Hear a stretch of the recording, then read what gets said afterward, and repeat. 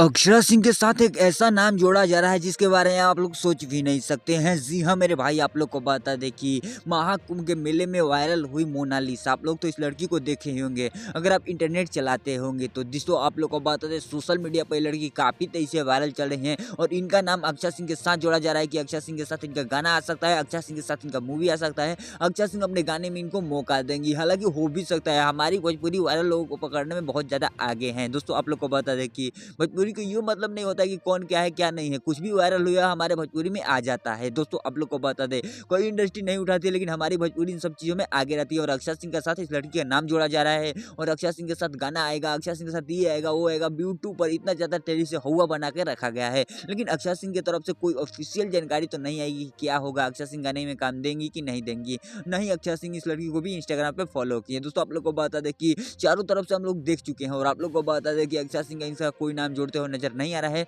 हो सकता है फ्यूचर में कभी नाम जुड़े तो उसका अपडेट आप लोग को देने की कोशिश करेंगे। इस चैनल सब्सक्राइब कर लीजिएगा। मिलेंगे किसी नए वीडियो में किसी नए टॉपिक के साथ, तब तक के लिए बाय।